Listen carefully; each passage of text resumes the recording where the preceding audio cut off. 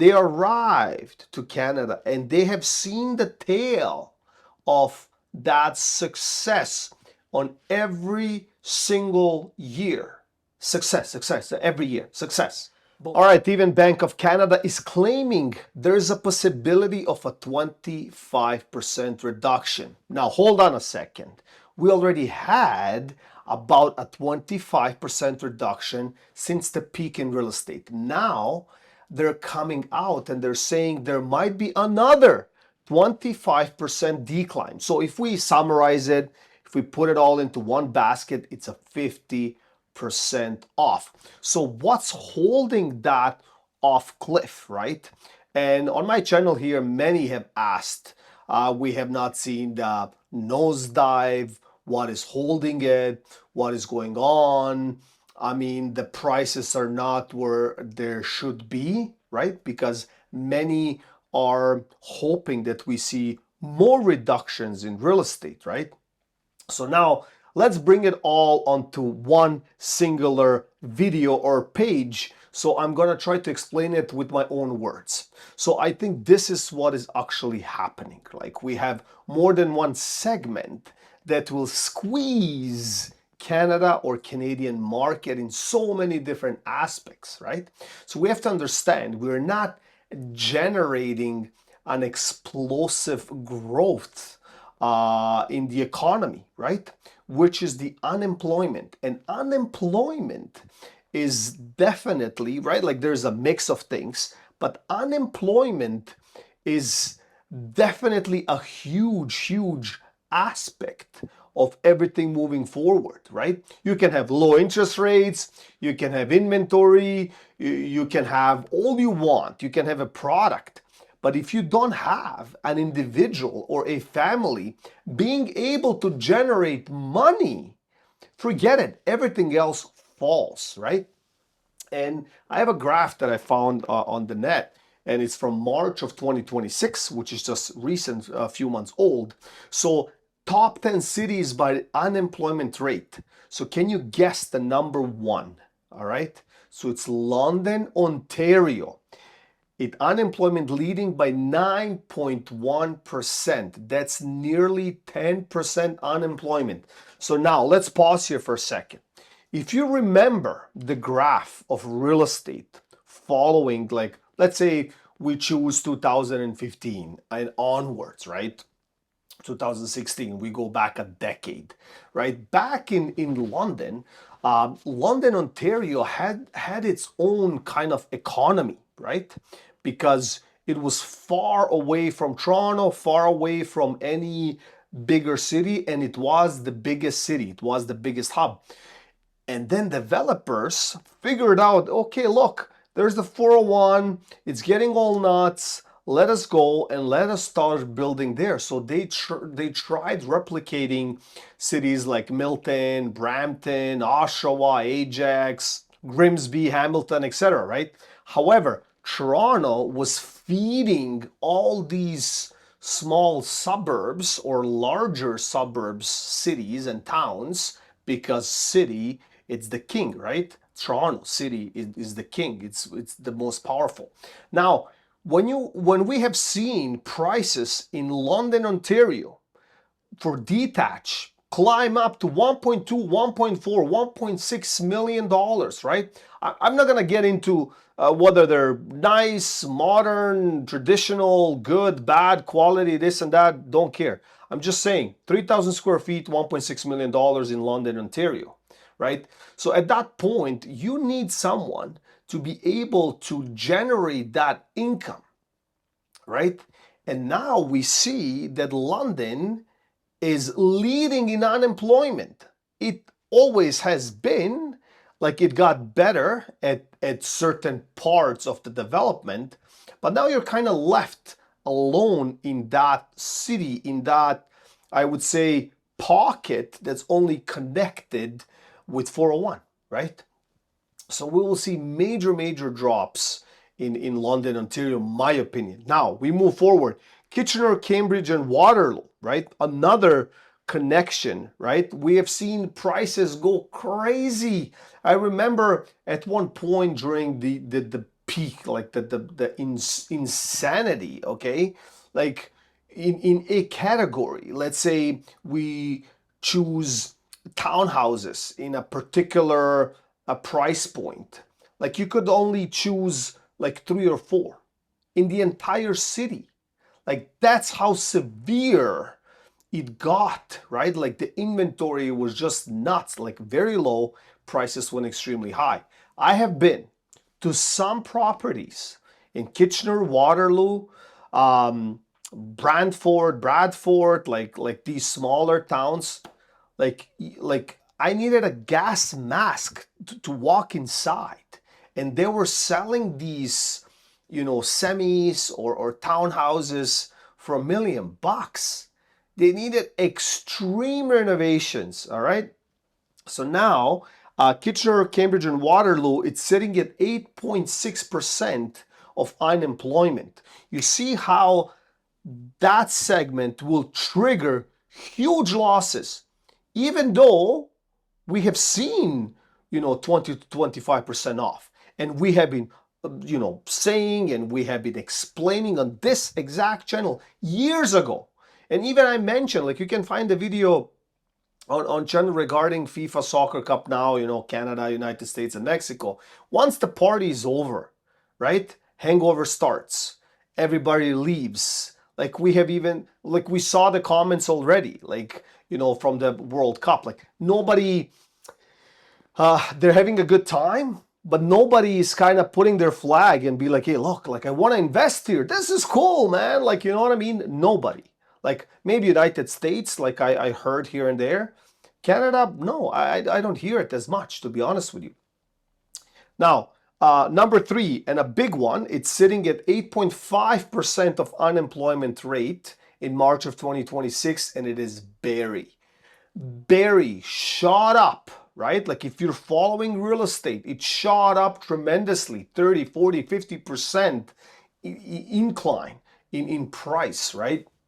All these cities, major snow belts, like catastrophe. Like we can have a sunny day in Toronto in wintertime, and in Barrie it's like a snowstorm, right? All the time. Who wants to drive on 400? Like if you have ever driven on 400, like it's a blizzard, like it's windy. All that farmland, that flat land, like the wind is crazy, and it just like goes on that 400 and it becomes ice, black ice, right? So I definitely know people that travel from Barrie all the way down to, 401 and 400, whether they work in like, Vaughan or North York or whatever, right? Right? From Barrie every single day, an hour and a half, boom up, an hour and a half down every single day. I don't know how it makes sense, but look, they're sitting at 8.5% of unemployment. Now there's Windsor at 8.5, there's Toronto at 8.1, which is catching up to double-digit number, and you guys know what that means. Then there's Oshawa, nearly 8%, Belleville at 8%, and the list goes on. So if we summarize it, like things are changing, and Bank of Canada now is saying, hey, look, we might, no, we will. Like, I mean, in my personal opinion, we will have definitely a big, heavy year in front of us, and 2027 will be even heavier. Now, let me stop you right there. I spoke to a restaurant owner, and all of you restaurant owners, if you know somebody, if you've been out, aside the fact from bars, pubs, soccer right now, people are playing, maybe it's full here and there, like we see it, like we see that hype. However, I spoke to this guy, and they moved here, opened up a restaurant. Canada is beautiful, great. They started investing, started making money, started expanding heavily, right? And I had a conversation years ago. I would say 8 years ago. Then I had a conversation during the pandemic. But the first conversation I had, I said, well, look, you have to play your numbers and stuff like that. And he told me back then, well, what numbers to play? You have a product, you just grow. That's it. Oh, okay, fine. So during the pandemic, I showed up. They were happy. Like they said, like we have exploded, right? Like we exploded with business, made money hand over fist and stuff like that. And then that switch happened. So lately I spoke to the same person because they started investing heavily in real estate. And we're not talking small, like I'll buy a house, I'll renovate a basement. Like they started buying parcels with partners of land. They wanted to develop big towers and all of that stuff. And I it's not a warning, but I gave my 2 cents. Like because they bought that piece of property in the Peak, and it was in North York. And I wasn't there sitting trying to get or milk business from this person. They said, hey, what do you think about this? I said, well, it's too expensive. He's like, well, yeah, we bought it.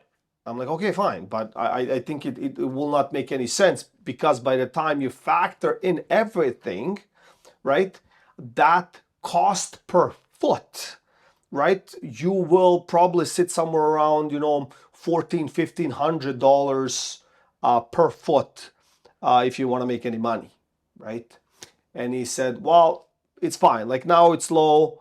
And he asked me, I remember in 2024, yeah, 2023 or 4, I said, well, nothing before 2030. I don't think anything significant will happen.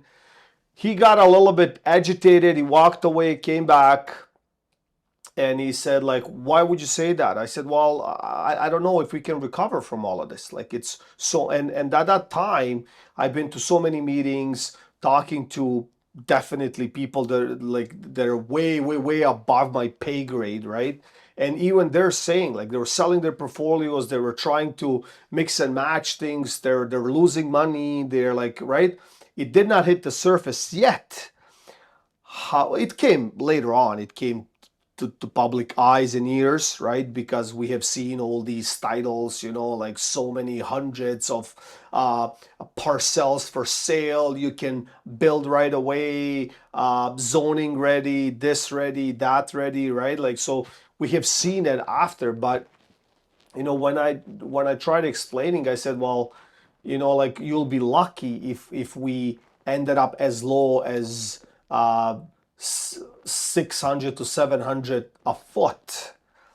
At that time, you're definitely $1,000 a foot uh, underwater, and at that point, your bank was like, "Well, I'll go bankrupt then, right? Because I cannot hold anything. I cannot hold my restaurants and my businesses and my portfolios and my managers and this and that."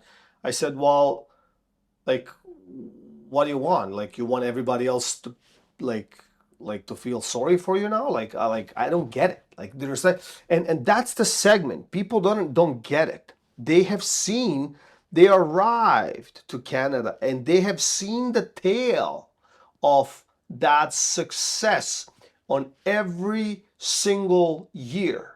Success every year. Success. Boom, boom, boom, boom. 10%, 20%, 30% gains annually. Let's go, let's go, let's go, right? So now when there's a dip, don't worry about it. We'll fix it fast. We get it. And then, all these months and years go by and we're stuck again where we are. And I think with this particular person, last time I spoke to him, he said like, well, my restaurant was empty for Father's Day. So it got to me. I'm like, look, man, like people don't have any money. Like that's the bottom line. People are more afraid and scared, and even by statistics. Like if you speak to someone, like even you, like if I'm sure you guys speak about real estate and share ideas or know-how or knowledge or experiences, and it's the same story all over again, right? People don't trust it anymore because, like out of 10 people, 5 will say, oh, prices will fall. The other 5 will say, I don't know. Did we hit the bottom or not? Right? So, but I think that particular decision is based on their personal money budget, right? How good they feel, like and how much money they have saved or what kind of backup they have, mother, father, etc., right? So how big the piggy bag is, right? It's the safety. So I think we're at this point, and we're definitely will see more declines in real estate and more pressure, right? So, and another big one that I want to share is that, and like if you read the comments in various videos, and I want to thank my followers and viewers and people commenting, and they're saying it like, look, even in the 90s, it was bad, but this is worse. Like, you know, they spoke to their families or parents or grandparents that went through the 90s, said, why it was bad, right? Like, but you could find here and there, we had some hiccups, but you could manage. Today, you cannot manage. You cannot get a haircut under 40, 50 bucks, 30 bucks, best case scenario, right? Like if you want to take a family to a movie theater, it's like $100 plus for 4 people easily, right? So like all of these things are adding up, and most people generating, right? Like let's say $500 a day. Like who can do that? Like let's say you do that. You manage to make $500 today. But after all expenses and that added pressure, taxes, this, that, and the other, right? Like you're left with nothing, right? So that money that is made today, it's definitely much, much harder, and it will continue to be harder, and everything else will remain high or will even be higher in cost. So I hope you got some value out of this video. Please like, share, and subscribe, and I'll see you in the next one.